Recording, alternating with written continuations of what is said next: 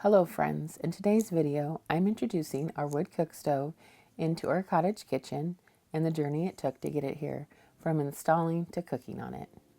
And later in the video, join me for a cozy day of canning and cooking and preparing for winter.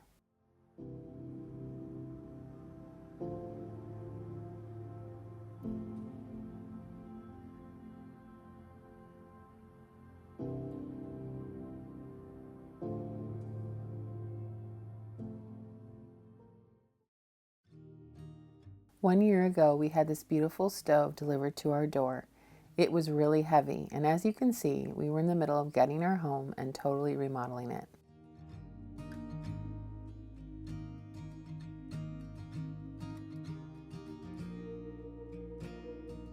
My husband is measuring and preparing the tile for an inlaid stove pad for our wood cook stove.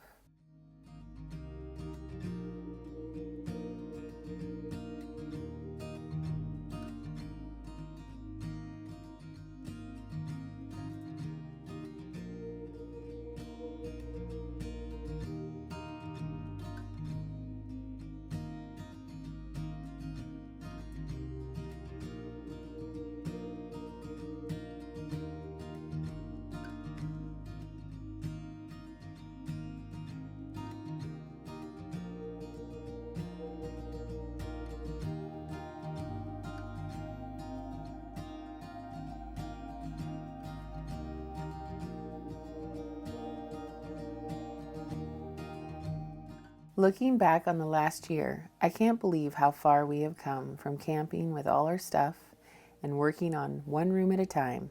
Turning this mobile home into our cozy cottage has taken patience, but it has been well worth the wait.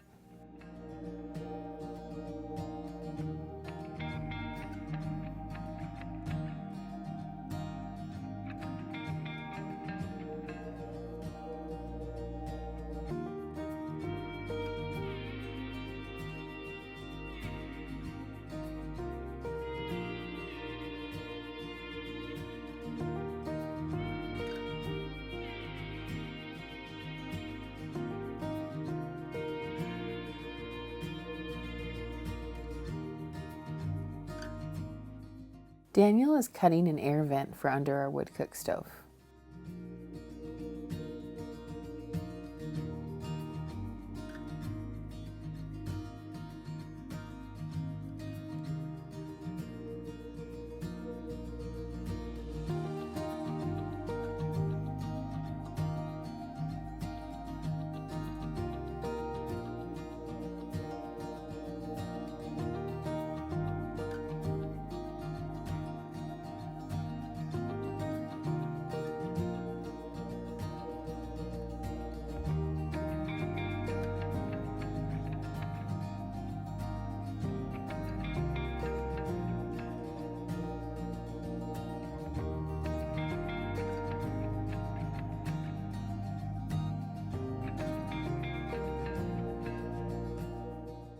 We ordered from the wood cook stove dealer out of Montana called Obadiah's.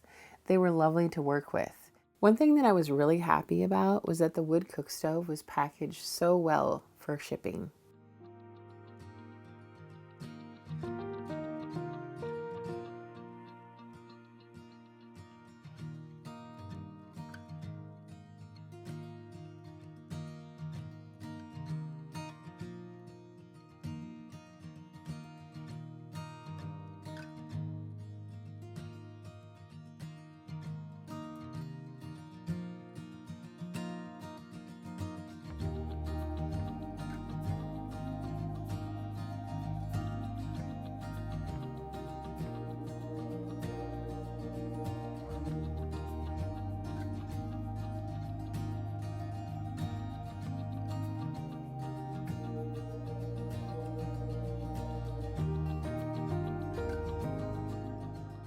After looking at many wood cook stoves and doing our research, we chose the Rizzoli L90. It's made in Italy.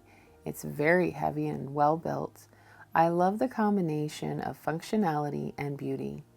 The large firebox was a huge part of the choice for buying this wood cook stove as well.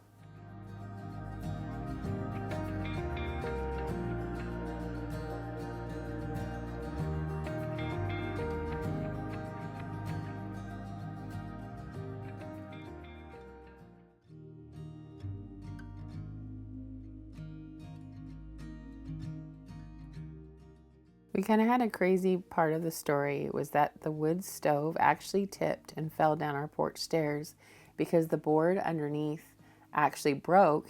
No one got hurt, and it fell onto a garbage pile, and it really saved it from getting totally damaged. We ordered from the wood cook stove dealer out of Montana called Obadiah's. They were lovely to work with. We actually broke part of the fire brick bringing it into the house. Daniel called the stove company and they told us that we could first try and repair it, or we could order a new part from Italy. Daniel decided to try to fix it first with their directions, and it worked great.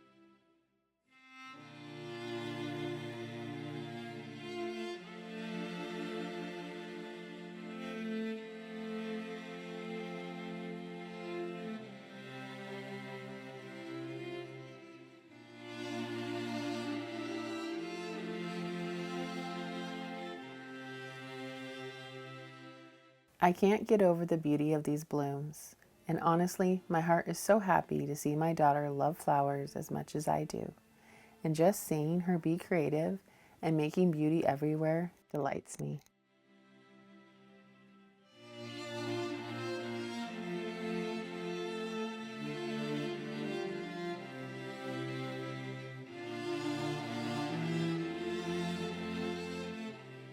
Right before our last frost, my daughter decided to dry a whole bunch of flowers for the long winter days ahead.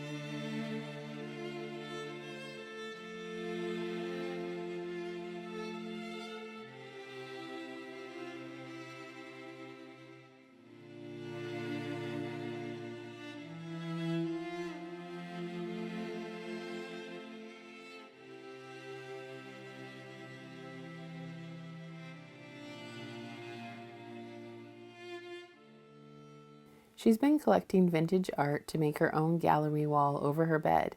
The little cottage house picture was $1.99, and the larger picture was $4.99 at a local thrift shop.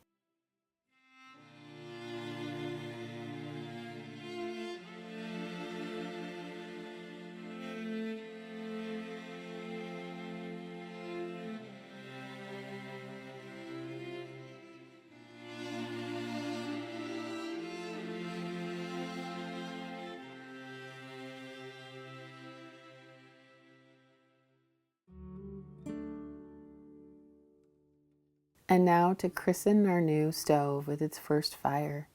I've been waiting for this so long. It was so exciting.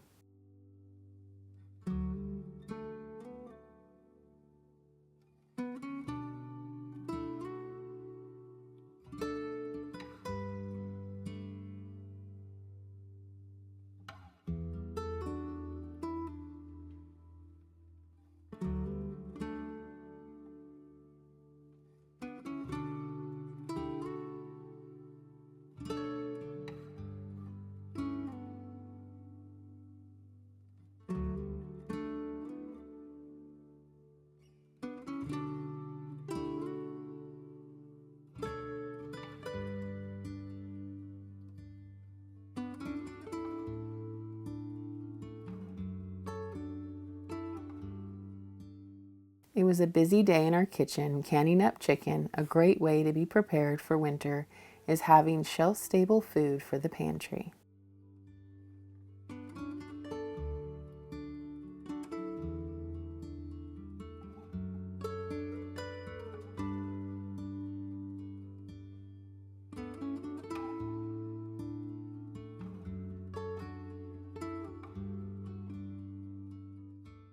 I love my digital Presto canner for busy days. I just load it and it beeps at me when the next step is ready. I have a regular pressure canner too, but I find I use this one so much more because it's so easy and I can be doing other things and not babysitting my pressure canner.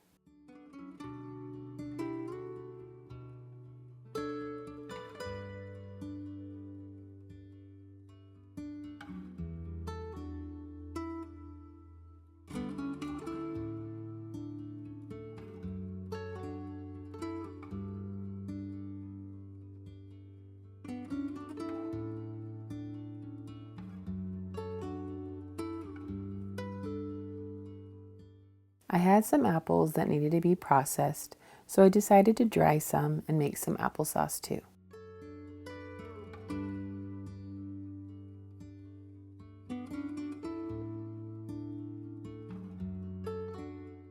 When I get going in the kitchen, I just can't stop. It's like if you give a mouse a cookie. I just see the next project or something that would be good to make, and then I have dinner going and I'm canning, and why not make cranberry upside down cake in my wood cook stove to try it out. I love this cranberry upside down cake. It's a real staple in our holiday kitchen. I love using cranberries in everything when they are in season. This recipe is so simple, yet it looks and feels so festive.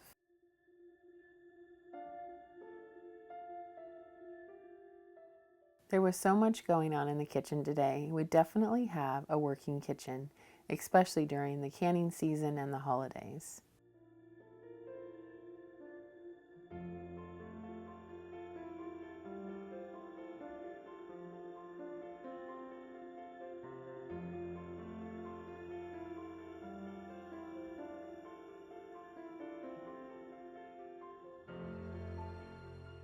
The thing about cooking and canning in the kitchen all day is that the dishes pile up fast.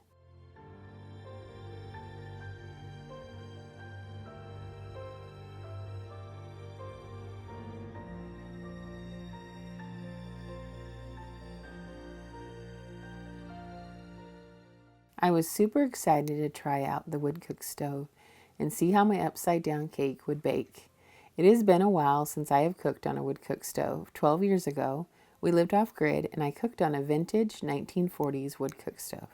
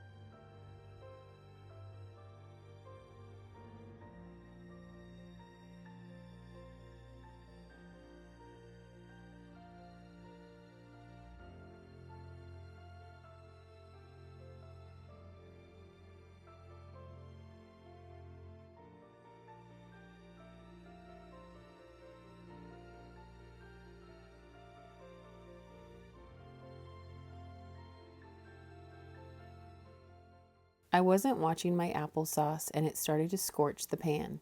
But a real quick way to save anything that has started to burn or scorch the bottom of a pan is to dump the contents of the pan into a bowl and don't scrape or stir the pan. Your food will be fine without any burnt taste, and then you just get in there and scrub the nasty bits that have been burned in the pan and start again.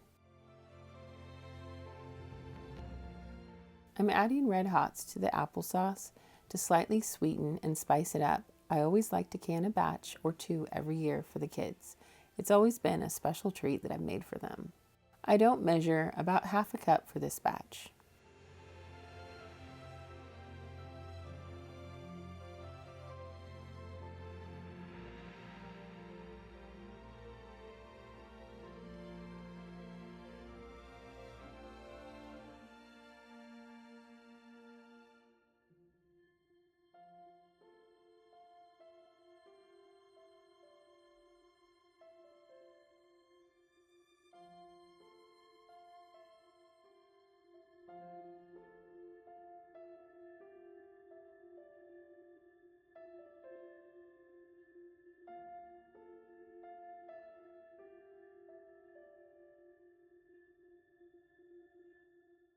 I decided to make a quick chicken and dumpling soup using canned chicken and a homemade biscuit dough.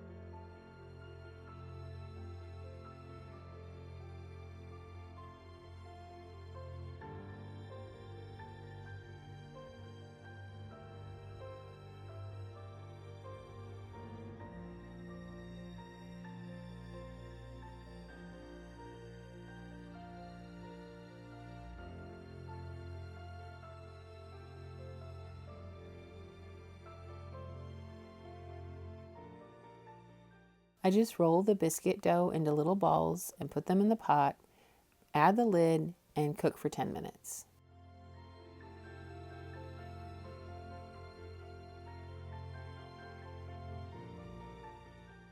The upside down cake looks so lovely.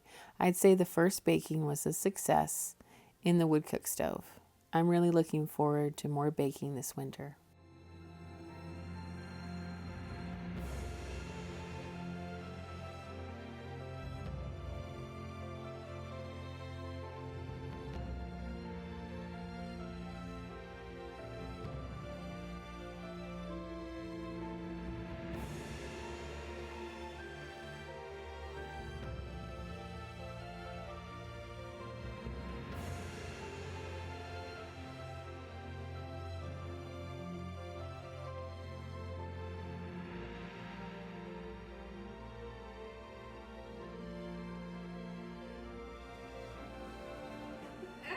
Mine.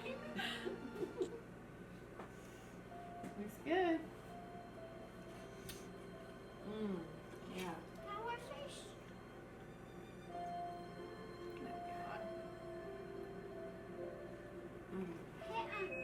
Can I take one taste? I made some applesauce to eat fresh and some that I wanted to can for the winter months.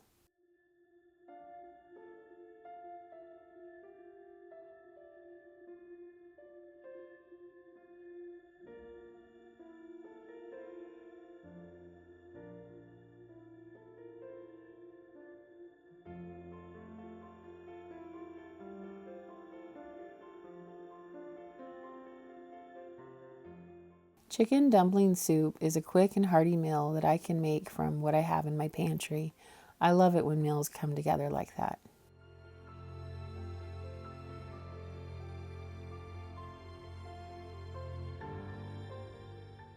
Today I got 7 pints of chicken canned and 7 quarts of applesauce, a full dehydrator of apples drying, upside down cake, and a good meal cooked for dinner. I'd say that was a good, cozy day in the kitchen.